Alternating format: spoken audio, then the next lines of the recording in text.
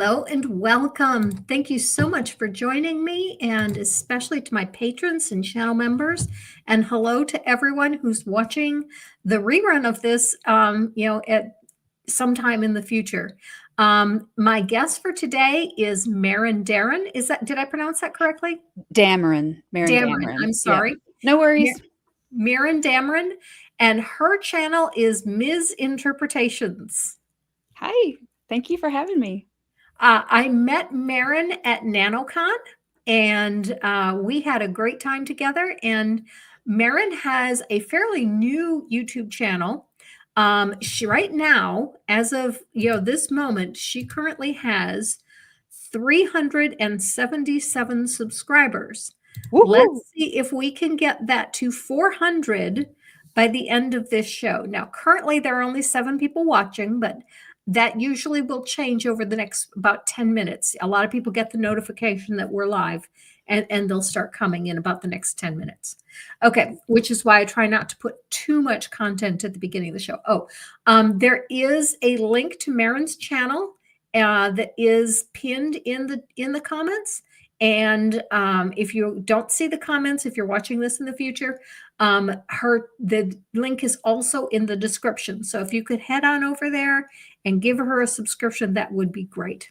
Thank you. Appreciate that. Yeah, no problem. Okay, Maren, tell us a little bit about your background. Okay, let's see. I grew up in the South. I still live here. I actually majored in physics in college, but then I didn't want to do that. So I went to graduate school in religion. I worked as a computer nerd for a little while first, but then I got a master's in theological studies, which is basically a 2-year degree in a divinity school, but it's the academic, like you're going to go on. And then I Which school was that? That was at Emory University. Emory? Okay. At their Candler School of Theology. And I did mostly ethics while I was there. So from there, I went to the University of Southern California in their PhD program in religion and ethics. And while I was there, I got a master's in education because all my friends, when they were graduating, they were getting jobs in like Idaho and Nebraska, like little places that I didn't want to go. So I thought if I taught high school, I could go anywhere I wanted to. So I ended up teaching science in high school because graduate school doesn't pay so well. I stayed as long as I could. And I ended up getting a master's there. I did everything but my dissertation, but I got married and had a little girl, and so life kind of got in the way. So I ended up teaching science for about a decade, and then just past year and a half or so, I dipped my toes into this YouTube arena just to because I thought, oh, I've got something cool that I learned when I was in school that hasn't really been talked about. And so I decided I would do some videos on that. And I've just really been enjoying the community and seeing shows. Yeah. Life. Right. So I've really been working on this channel really since the spring. So you haven't been doing this for very long at all. Right. Yeah. It's just been maybe a video a month, some shorts in there, but yeah, it's been really fun. I've really enjoyed getting to know people, and went to NaNoCon and met all my idols, people I've been watching. I have a little toy. I have ADHD, so I'm sorry. I'll hit the microphone more than once, just so you know, as we go through this. But yeah, so I've really just enjoyed getting to know folks. And do you know the Apostate Sisters? I met them at NaNoCon. Oh, gosh, okay, they're so awesome. I'm hoping that Did you see Nancy's squeeze ball? I've seen it. It's a boob. It's a boob. Yeah. I guess I'll have to order one of those. But this is actually a cat toy, and and it just happened to be sitting on my desk. So I'll pick up whatever. Okay. So now, when you did your master's degree, were you still a believer at that time? Yes, actually, through my whole graduate program, Okay. at Emory and at USC, Hmm. I was still a Christian. Actually, um, yeah, it's really only been since I started studying religion again in the past couple of years, past 2 or 3 years, that I started really, like, really questioning. I grew up, Methodist, Okay. and it's real easy for non inerrantists, non like, I had, like, a few minutes in college where I was, kinda evangelical, but that didn't last last very long, after some of the religion classes I took and started asking, "Why do we always call God he?" I think she's kinda tired of it, you know? So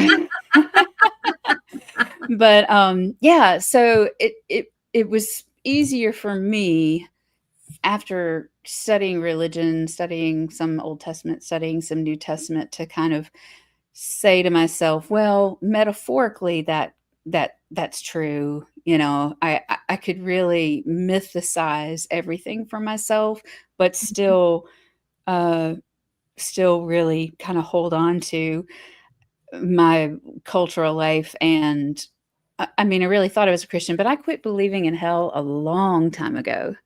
Okay. I just think that it just didn't make any sense, and I would say, "Well, God can handle questions," Hmm. like, God is God, what You God were doesn't one of care. these, "Who are you to question God?" people. Oh, no, I didn't re I mean, I'm sure I I know think you'll people. get so many of those. Yeah, I mean, I know people said that about me or said that to me, but I Hmm. was like, you know God can handle a few questions. I kind of considered it more as like a child asking a parent a bunch of questions. Well, why? Well, why? Well, why? Well, Hmm. why?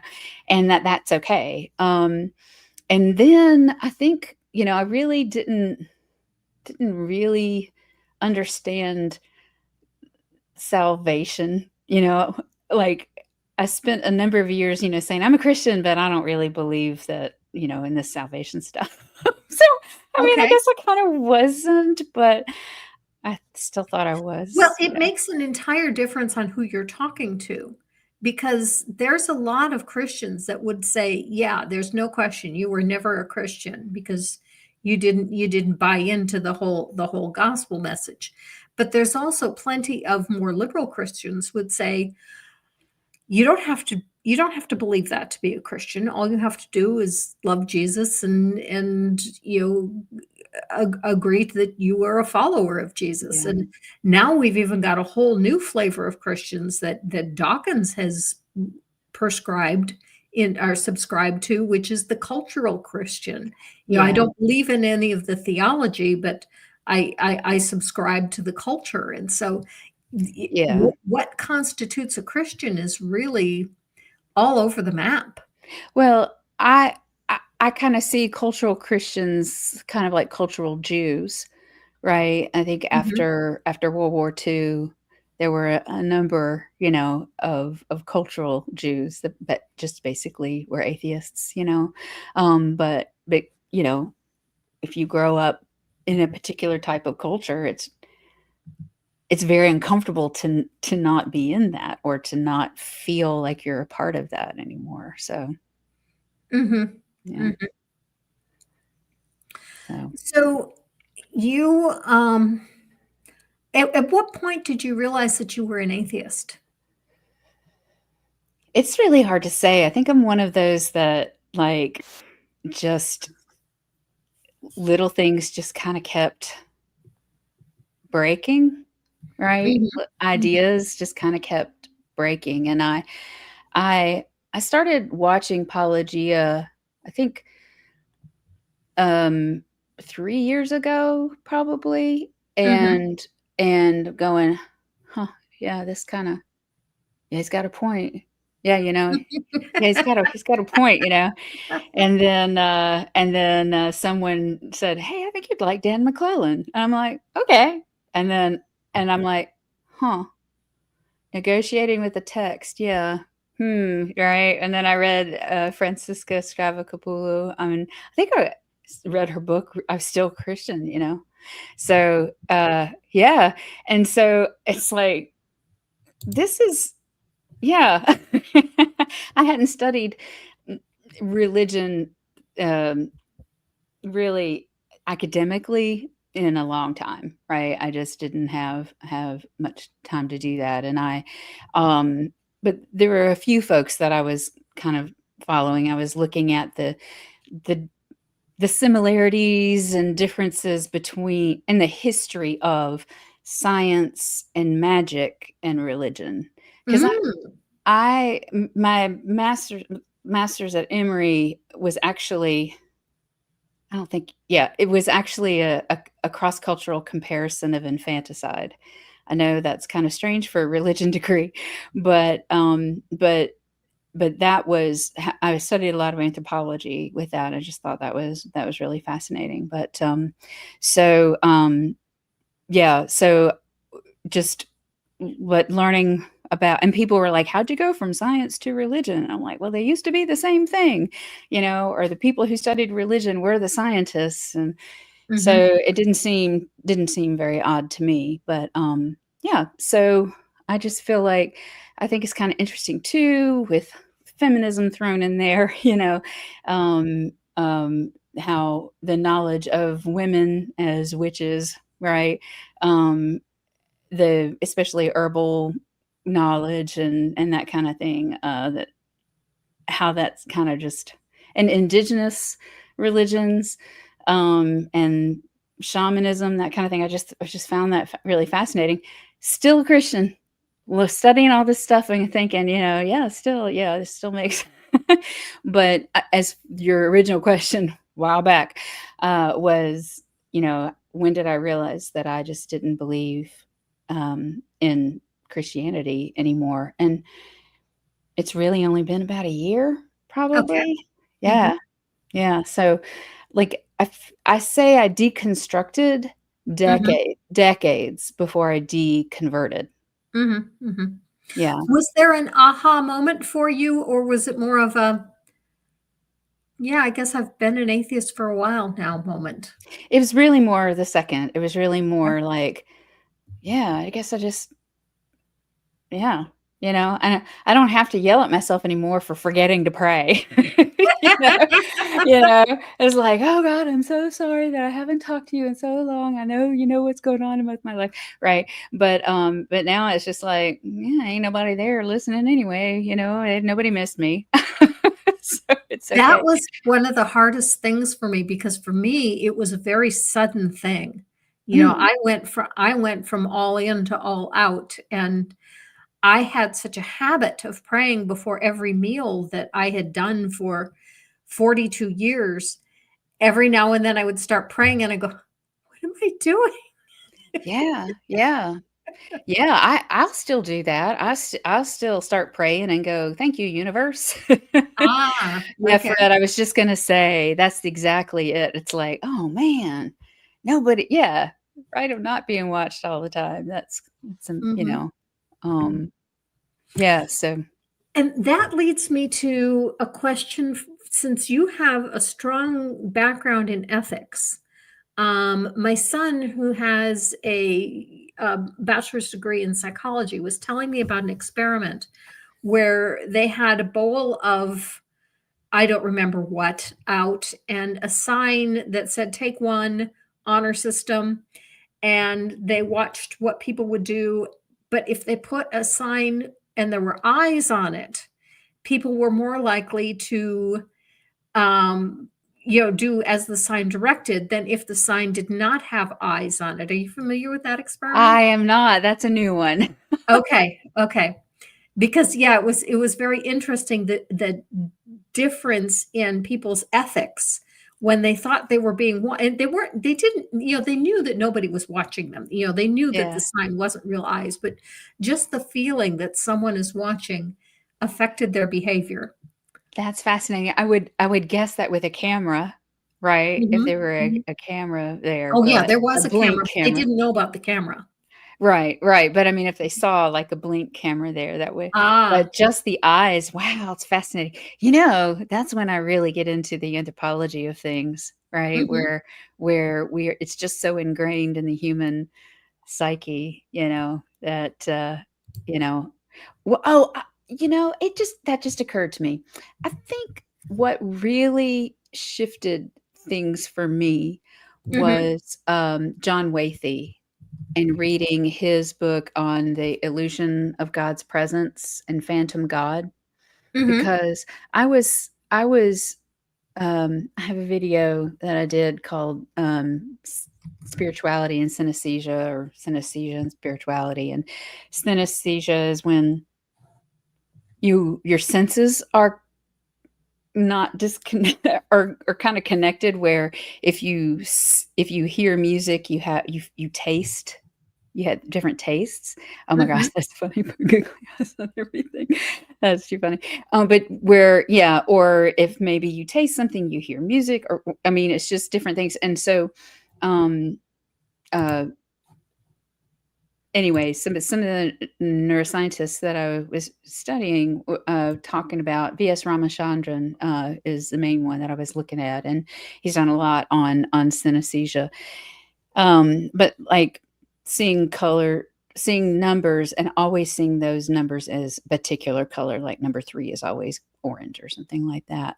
Mhm. But the Mhm. neurons that process color and the neurons that, recognize numbers are close together, and so his theory is that infants live in a psychedelic world where these little, um where the neurons are firing all the time, and the discrimination is not actually there, or all of it's not there. And so the part of maturing and developing in the brain is snipping those, so that when you see numbers, you don't see them in colors, you just see numbers, and then you just have color. So there's lots of different with the senses, lots of different types of synesthesia.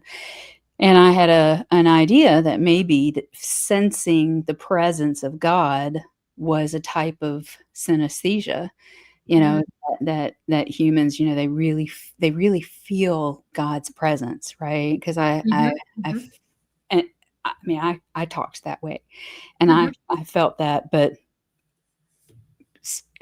reading John Wathy, and I haven't finished all of his work yet, but, really understanding that that really could be an anthropological benefit, right? That infants trust that there's a greater being out there that is going to care for them, take care of them, and if they cry out for this other, that they will get what they need, and that other will respond. Mother, most of the time, right? Mhm. And Mhm. so and that's just an ingrained kind of thing in the human world.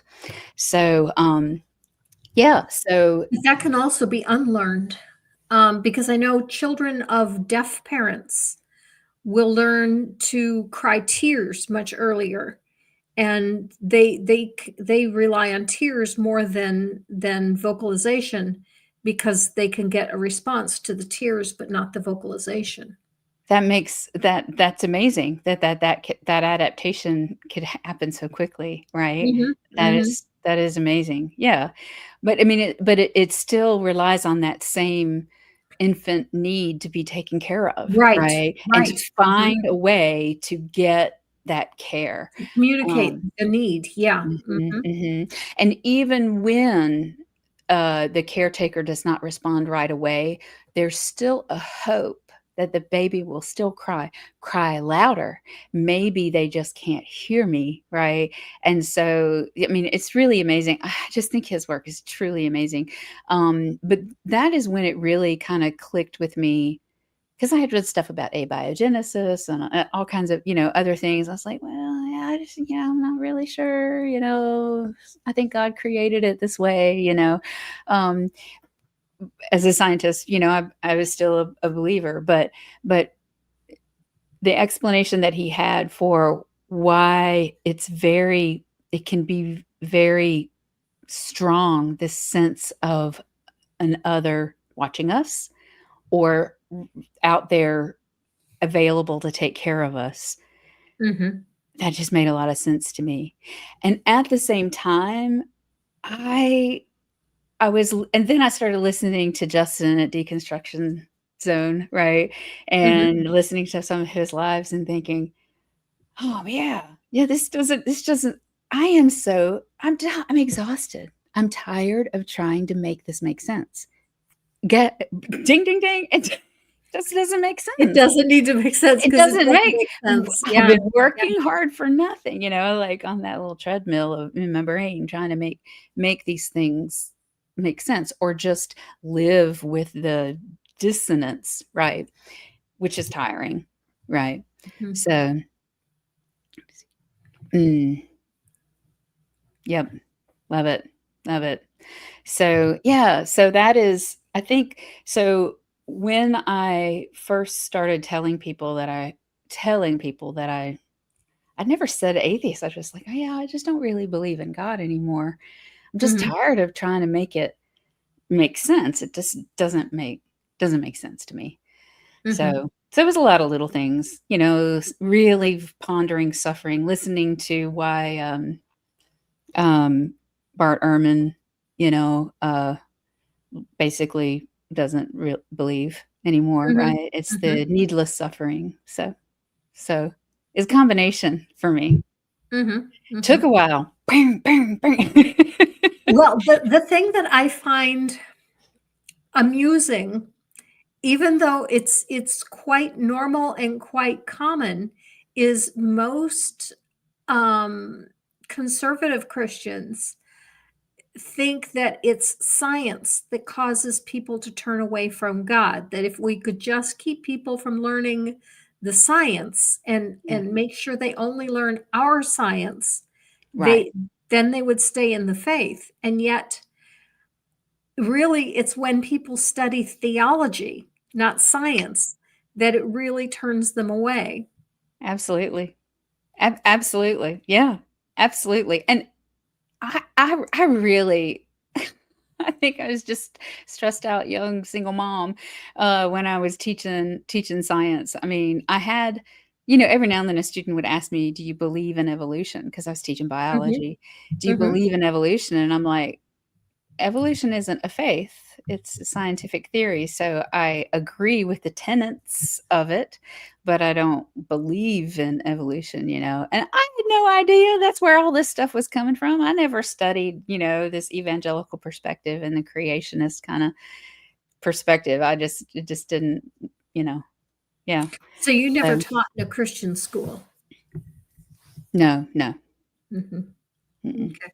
Yeah, my kids went to Christian schools, and science was taught very differently in the Christian school than it was in the public schools because it had to be taught from a Christian perspective. Yeah, that would make me nuts. I think I would have probably left it probably a lot sooner had I known. I was oblivious to it though, I was just kind of bumping along, here's all the science. It makes a lot of sense. God created it this way. So, I have a question for you that's a little bit different, and it has to do with your name because your name, Myth Interpretations, reminds me so much of Robert Asprin's book series, the Myth series, Myth Inc., Myth Inc. Link, Little Myth Marker. There's a whole bunch of them that are all a play on the word myth. Now, right. yours obviously is not, but it's kind of there because it's more of misinterpretations. Did, Yeah. did you get any, did you think of that from the Robert Aspirin books? Actually, no. I thought of it because there is a book called Misunderstood Mhm. by, oh man, she's a act an actor on Boston Legal. What's her name? Cameron something, I think. Anyway, um, and I I thought at first it was going to be MISS, misinterpretations. And I'm like, nah, let's make it a little feminist. And so that's how I ended up with Ms. Interpretations. So, yeah, so that's kind of where that came from.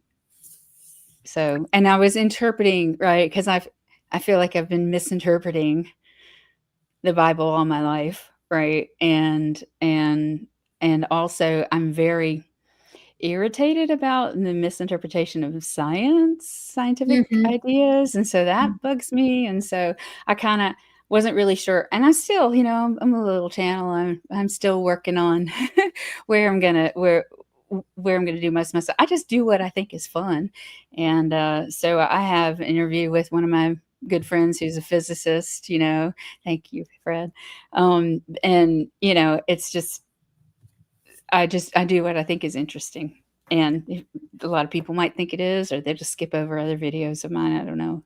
So, that's where it came from. The question that I get asked the most, I do not have the physics to really answer, Mm, and that is, what is the origin of the universe? mm. Um, do you have a favorite theory on the origin of the universe?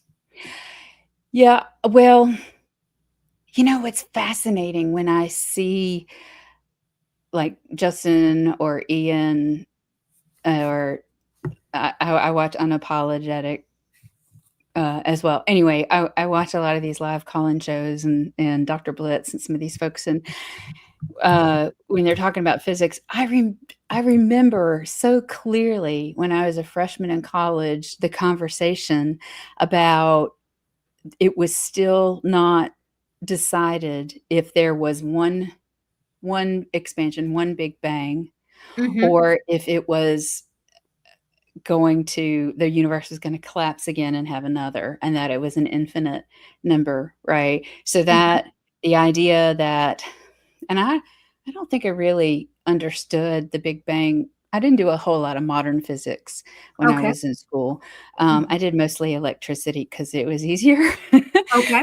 Okay. But so I don't, it's only as I started teaching science, understanding that the Big Bang was the expansion and that there was stuff there to expand, and that we don't know, what happened before. Like when I read A Brief History of Time by Stephen Hawking, when I Mhm. got to chapter 3, that was all of my undergraduate degree in physics. Like, and it's a 10-chapter book, so like the other stuff was brand new to me, and that's supposed to be a public facing kind of book. I'm like, this is hard stuff to understand, and I didn't know about it, and I majored in physics. So, but the point is, I remember having that conversation, and it still being a question way back when I was in college, and I remember even going to lectures. We had to go to lectures. I never understood them. It was mostly for the graduate students, and and for the physicists to be able to kind of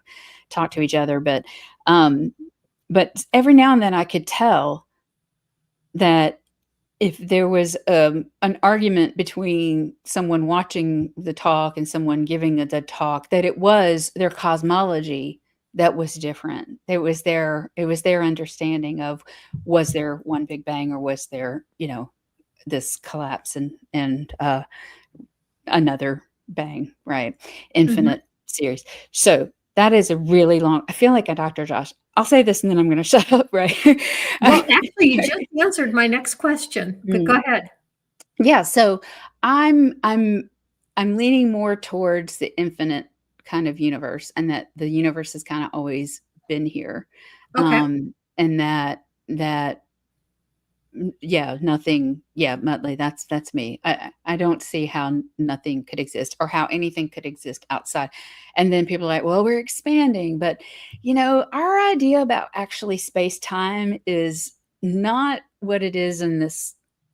I mean, we feel like we're in the macro level, but I mean, if you look at the difference between an atom and us and the universe, I feel like it's that big a difference, right? And so I don't know what's happening all out there. I do have a former student though who's at SETI, She Oh, studies it. really? Yes, she went That to is cool. I know, and I'm like, "I gotta call her up. Maybe she'll come and talk to me talk to me about some of the work that she's doing because I know, very little about cosmology, but yeah, I think it's really kinda cool. So, anyway, for those who don't know, that's kind of the same place that the Contact, that Jodie Foster movie was on, where they're like the radar, the really, really strong radar, they're listening to the universe out there. So anyway, yeah, so I'm taking an infinite amount of time to explain that I think it's infinite. Did you happen to catch the video that I just released yesterday? And if you didn't, that's fine. No, I did not. Okay. And the only reason I ask is because I brought up the SETI project in it, Oh. because in it, Mike Winger is talking about a pastor that he considers to be a false prophet, Micah Turnbow. And Micah Turnbow claims to have had dozens of experiences where he is caught up into heaven and he meets Jesus and he meets God and he's sitting in God's lap and he's stroking God's beard. And he talks about a number of physical experiences, and angels appear to him and they leave feathers and they've gathered up these angel feathers. And I brought up that, okay, if this were true, then heaven would have to be a physical place, and it Mm, would have to be a physical place that one could travel to in a very short period of time, because he is still in a physical body traveling, and we can't travel faster than the speed of light. And I said, if there really was a heaven that was close enough that he could travel to and from it in a single day, someone at the SETI project should have heard the voices in heaven by now. that's true. That's true. That's true. Although I don't know how wormholes work, so I mean, Oh, yeah, okay, yeah, okay, so he could have gone through a wormhole, okay, yep, fascinating, fascinating. mhm, That sounds to me more like a shamanic journey than anything else. I mean, that's a kind of, um, if a different level of consciousness, right? Or a different mhm. type of consciousness. If you ever get an opportunity to learn a little bit about it, it's really kind of fascinating that, um, that it's very, you don't have to do it with ayahuasca either. You don't have to do it with drugs. You can journey with it Yeah, without that. But I mean, it's just a very different type of feeling and that basically the what you learn from whoever you encounter really is your own inner wisdom, right? So my I concern was think. that this could possibly be a symptom of a mental illness, and that he ought to be checked out by a doctor. And my major concern was that all anybody cared about is, what is this doing to our religion? And nobody's talking about, maybe this man needs some help. Yeah, it can be a fine line between Mhm. religious experience and I lean a little like I'm kind of contorting my body a little bit because sometimes I kind of lean. I think in some ways we kind of can create mental illness by recognizing not recognizing that there are other types of knowledge that Mhm. humans can access, and that's one reason I really like studying about indigenous religions that have shamans, right? That Mhm. shamanism is something that has existed around the planet since humans have been conveying stories to each other. Yeah. And so, and that, you know, the what we would consider someone who's hearing voices, schizophrenic, right, might actually have been the shaman Right. in right, Mhm. or touched Mhm. by the gods or touched by, the spirits, Mhm. and that they can speak a truth that not like a court jester, that others, are unwilling to see or unwilling to acknowledge. So, yeah, yeah. So I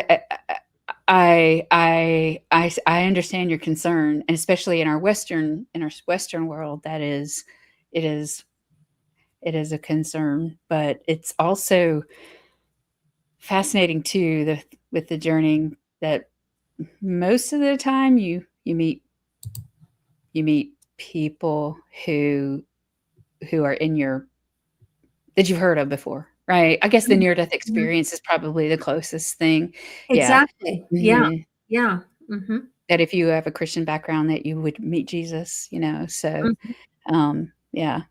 So Muttley Von Erich says, I can journey when listening to music. I've traveled to some cool places of consciousness when relaxing to music. The Marianas Trench in a submarine was pretty cool. that is pretty cool.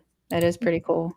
Yeah. Yeah, for some folks who've never learned anything about it or studied it at all, they were like, "Oh, this is really kinda crazy," but, it's I think what's interesting is seeing how, uh, over time, over history, what the experience, I mean, some people go to Peru to study with shamans, right? Mhm. And actually, or other indigenous cultures, to learn about this experience.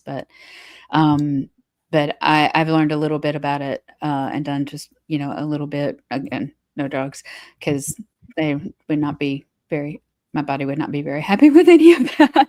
But, yeah, so, uh, but what I came and I did this as a Christian, still a Christian, right? As far as Mhm. learning about journeying and actually, doing some journeying, but coming to the realization of, this is my brain, I'm not actually going anywhere, but it is a very interesting experience.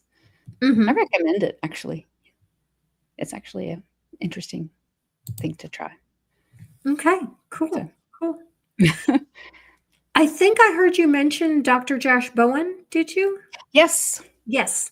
Do you I take it you know him, or at least I you of I him? do actually know him now, because 'cause I'm taking his class in Akkadian.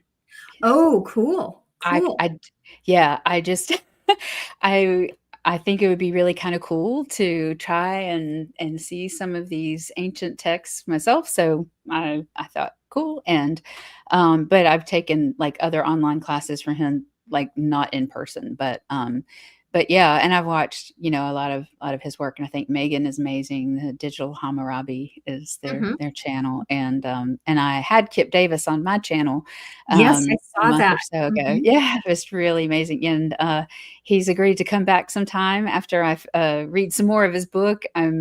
Uh School starting, being very busy, past month or so. I have started reading it, but after I get through some of it, so that'll be fun to have him back, but, maybe even Dr. Josh will come on my channel one day, so that would be fun.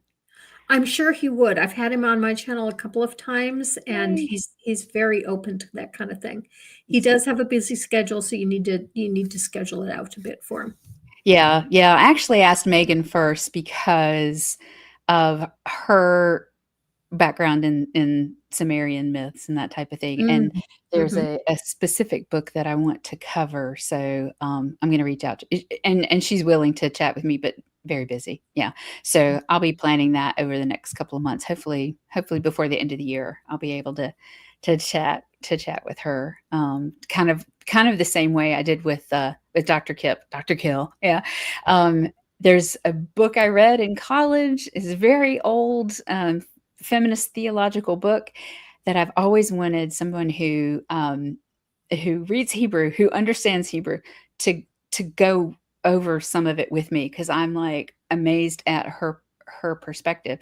But it was really kind of cool because he was just finishing up his book, God's Propaganda, and had a whole chapter on the Genesis story. So that's what we talked about. So if you're interested in finding out his perspective on this Phyllis Tribble book, which was written in the 70s, and then his take on it as well. It's really a great interview. I keep referring back to it myself. So yay, it's kind of cool.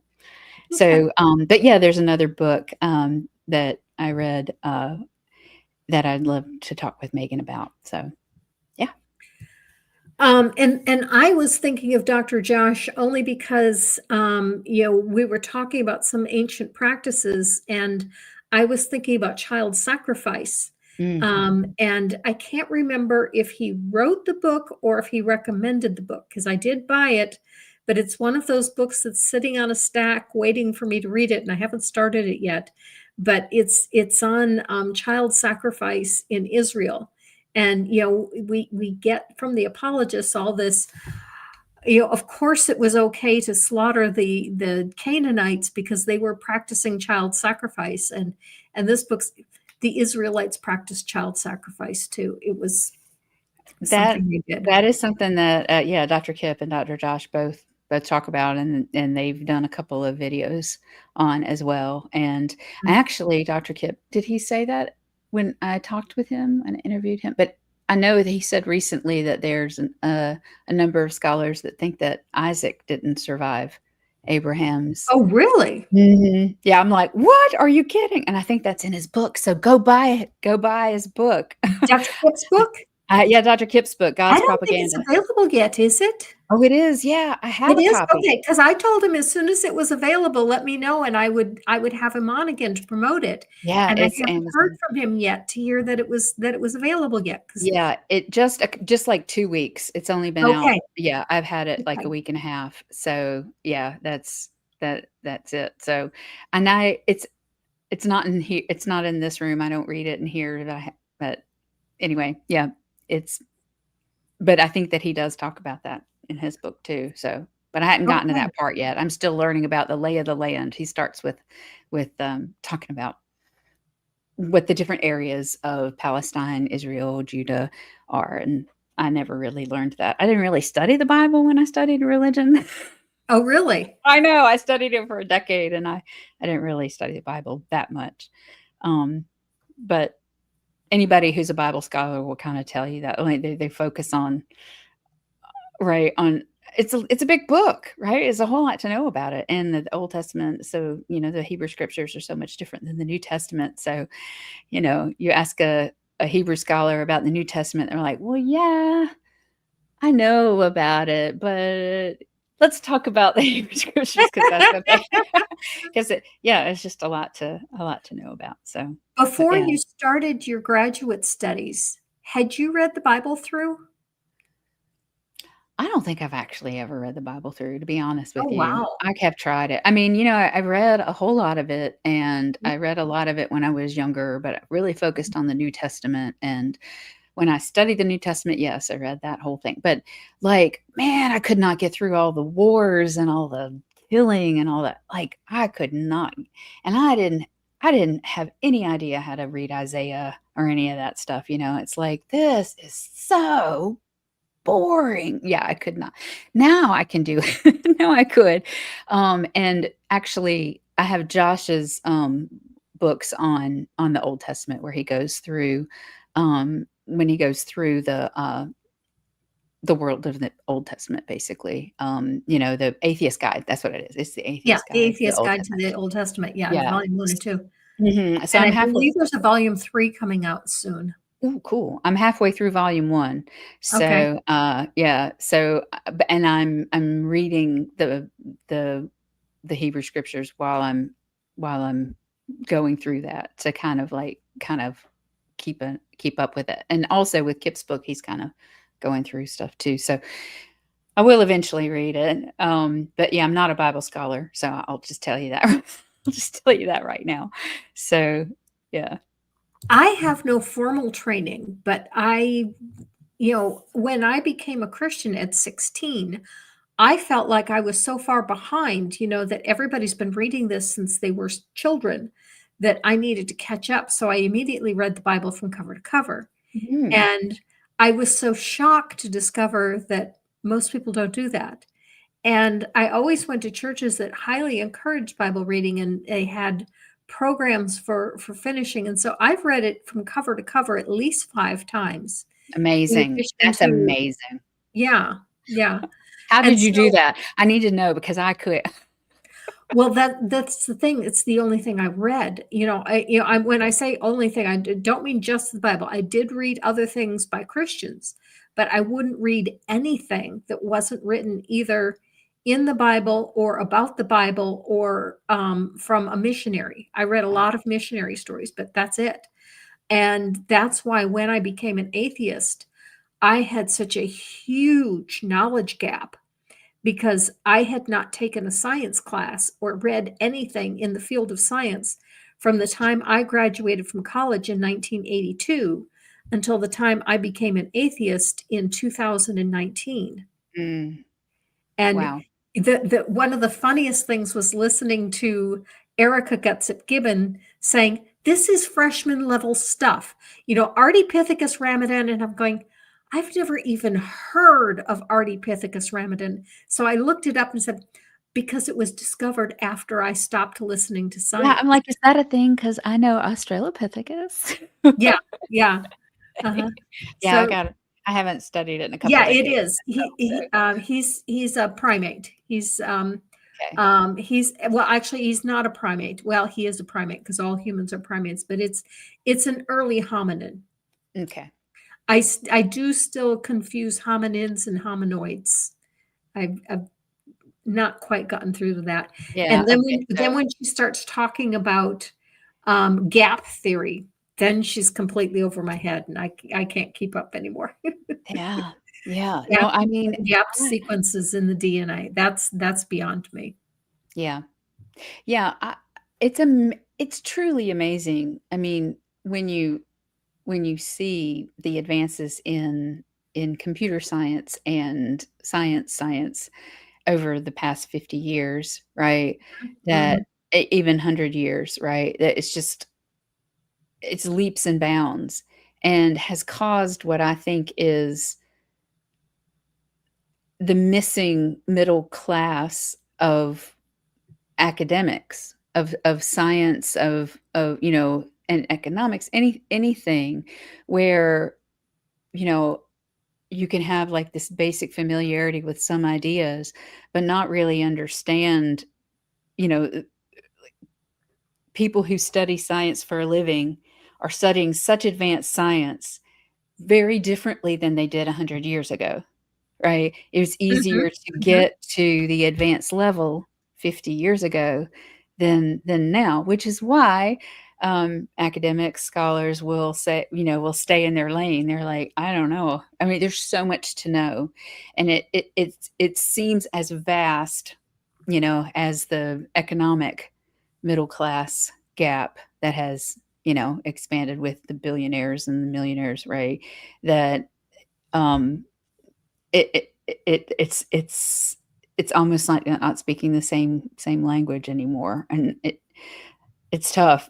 It's tough, which is why I really love folks like Erica and Forrest Valkai and Jay Bundy and others that under and Ember and I mean a number of folks who can speak science and kind of try to bridge that gap a little bit, especially for those who grew up like you, who didn't get the opportunity to really study science. Mhm. Yeah, Okay, I understand that on your channel you have a feature on some Greco-Roman novels. yeah, that's Tell us kind about of. So when I was in my graduate program at University of Southern California, I studied with Dr. Ronald Hawk.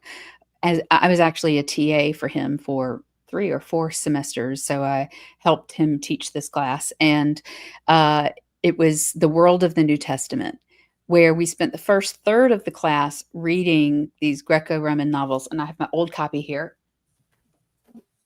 collected ancient Greek novels, Reardon. It doesn't look like this, but you can still get it on Amazon, and there are 5 complete Greco-Roman novels, um, and they were written in Greek, but they were from that Greco-Roman world, from the first century or a little before the first century CE through about the third or fourth century, and then there's a lot of fragments of other stories. But so I had been watching, folks like Richard Carrier and others talking about, and Dennis MacDonald, right, talking about the epics, right, the epic Mhm. myths, and comparing that to the New Testament.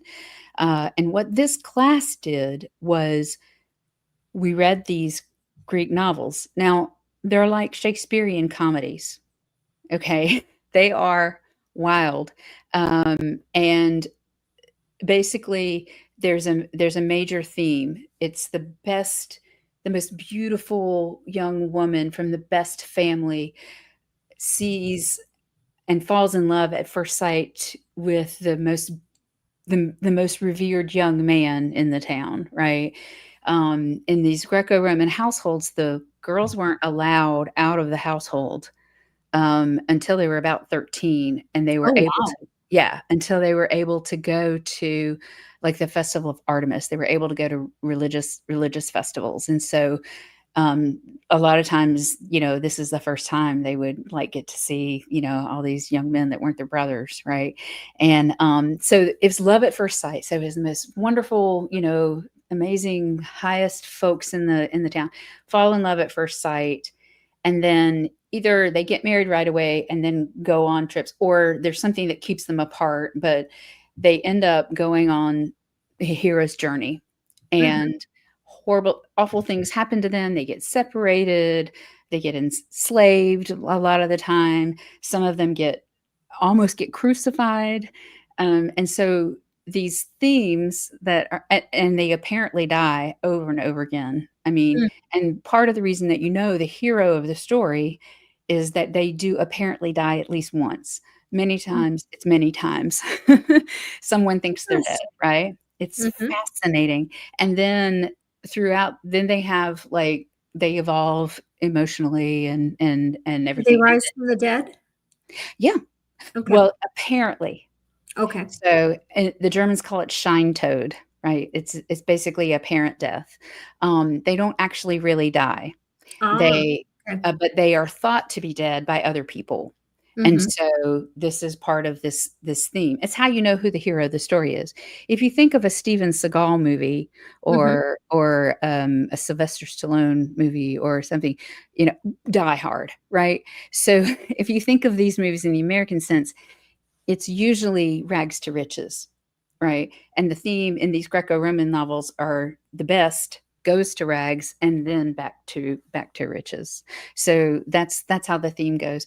But also in those movies with Rambo, or I'm dating myself, but Die Hard and that kind of thing, the bad guys go, oh, he has to be dead, right? And then they come flying through this ball of fire and shooting, so they're the hero, that who the hero of the story is. So, what I've done with 3 of the 5, I'm still working on the other 2, is I've gone through and summarized the stories because they're wild and hysterical, and the characters are just amazing.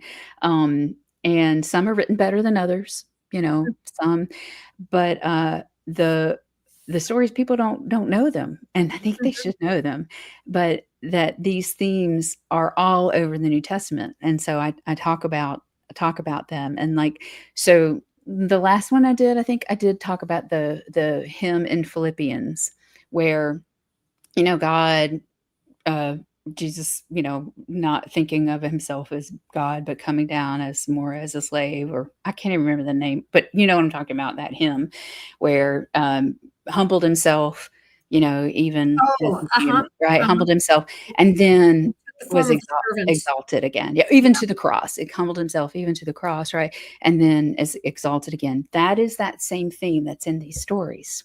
Mm. So, um, and it's in the epics too, but those are tragedies, right? And Mhm. these are basically romances. They're comedies. They're the rom-coms of the Greco-Roman world. Mm. And but it's yeah, sometimes it's more like uh what's that movie about Las Vegas when those guys, oh god, I can't think of it anyway. Anyway, they get drunk and then they find a body in their trunk, whatever. Anyway, some of it's crazy, crazy like that. But it does actually show the world of the New Testament pretty well as far as how the households work, about how dangerous it was to travel. But the other thing I don't get about it is like these young kids, the parents send them off on this trip with all their gold and stuff, or they'll Mhm. bury them with all the gold, and then grave robbers do come. Empty tombs are a big thing in these stories. So Mm. yeah, it's kind of fun. It's kind of fun to see Are those. the tombs usually empty because someone has Yeah, robbed the tomb? yeah, Okay. exactly. Yeah, Okay. someone's robbed the tomb, or well, yeah, I mean, it happens in a couple different stories where, they think that the woman has died, but actually, she just was really sick, or she tried to kill herself, and the doctor wouldn't give her, you know, he just gave her a sleeping potion, but then they ended up burying her anyway, and yeah, yeah, but then the tomb robbers come, and then they take her away and sell her as a slave, and things go on and on. It's kind of it really is fun to hear those stories, but things now, when I was in grad school in religion, helping to teach this class, I still considered myself a Christian, even when I heard all these stories and all these themes, right, Mhm. showing up in these first century, second century texts, just like the New Testament is first You century. probably looked at it and said, "Wow, this was God giving them this message, and it was gonna be foreshadowed." Is that how you saw it? Absolutely. I mean, I had students ask me, "Well, how do you reconcile this with your Christian beliefs?" I'm like, "Well, of course God is going to relate to us how we can understand it, and these are stories that we understand, these we really connect to. So this is the way that God sent the message to us. So this, of course, it's going to fall in line with the storytelling of the day and what we understand." Yeah, that's exactly what I did. You're right on. Okay, very good. All right, now, I was hoping we could get a little bigger audience than we did today. Unfortunately, I guess a lot of people are busy today, but Yeah. if you have not yet subscribed to Misinterpretations, please do so. I've been keeping a watch. I've got your Have you? channel up on another tab, and I've been keeping a watch. And you are now up to 200 and I'm sorry, 381 Oh, subscribers. thank you guys. So But we sweet. we we really need to get her to 400. So Oh, if you're if kind. if you haven't already subscribed, please subscribe. We've got to get to Misinterpretations up to at least 400. Well, thank you. I appreciate that. Um, I don't I will mention that I'm still working on the other Greco-Roman stories, but I also put up some of the science stuff since that's also an interest of mine, and we talked about earlier, my, most recent video was on, an episode of something called Creator Revealed, Mhm. where I'm talking about, that's true, where I'm talking about, I'm reacting to this show on the Angel Broadcasting Network, Mm. and there's a whole. I didn't realize at the time when I just found it. I was like, "Oh my gosh, I got to react to this." There's a whole series, so Oh, wow. I'm gonna do a whole series on this Creator Revealed series, and it starts this Tuesday. Evening at 8 p.m. Eastern time, and Okay. Ember is going to be my first guest on that, and it'll be my very first live. So I'm not a professional at this, but I think it'll be really fun to talk with her about, and we're gonna react to the first episode. So I just kind of Okay. landed in the middle of it when I did the other one. So I'm And like, how oh, often will the show be on? Every Tuesday? I think I'm gonna start off every other Every other Tuesday. Tuesday. Yeah, Okay. every other Tuesday. Just I am with all the work that I'm doing, I gotta eat. So Yeah. I'm still Yeah. working and trying to do my YouTube channel as well. But I think it'll be really fun. I was inspired by my Atkinson and the Bad Science Sunday, show that she Mhm. does, and some of the stuff that Ember does, and Hive Sci and those kind of folks. So I'll be looking at these. I'll start off with this, and there's like 13 or 14 of these episodes, so it'll take me a little while to get through them. But I'm hoping to have different guests on to help me take a look at these shows. Okay, you got one more. You're up to 382 now, so just keep Thank plugging. you. We'll get you there. Thank And you. I see Muttley says that he just subscribed, so you might even be up to 383 now. I'm still showing Yay. 382. Okay, but we'll get you there. We are out of time, but thank you Okay. so much for coming. Well, thank you. I Um, really appreciate chatting with you. yes, it has been wonderful. I wanted to ask you about feminism too, but we've run out of time, so I will probably have Maren on again so Okay. we can talk about feminism, because I think that feminism is going to be a crucial issue in the coming years, because women are under attack. We are. And I went, that was one of the things I learned at NaNoCon. I went and listened to Aaron Hart talk about, the attacks on the trans community. And I was well aware of the attacks on the trans community. What I was not aware of is that that is just a vehicle for eventually attacking the entire community of women. Yeah. There's And so I'm much talking, misogyny. Yeah. yeah, yeah. And she's going to be coming on next month to talk about that. Yay. I Yeah. love Arden. So Yeah. amazing. Yeah. Yeah. That's awesome. Next week, there will be no stream. I am going to be in Paris. Hopefully, if I get a chance, I'll capture a little bit of video that I could use, but I don't plan to try to stream live while I'm in Paris. I'm just going to enjoy my time off. And then when I come back the next week, my guest is going to be Chad Harris. Nice. Excellent. Okay, so thank you so much for coming, Maren. It has been an absolute pleasure to meet you and have a chance to get to know you a little bit better. Well, thank you. I appreciate you very much. And I really appreciate you asking me on. And thank you guys. I really enjoyed seeing you in the chat. And hopefully I'll see you over on my channel sometime. Live your life. Take care.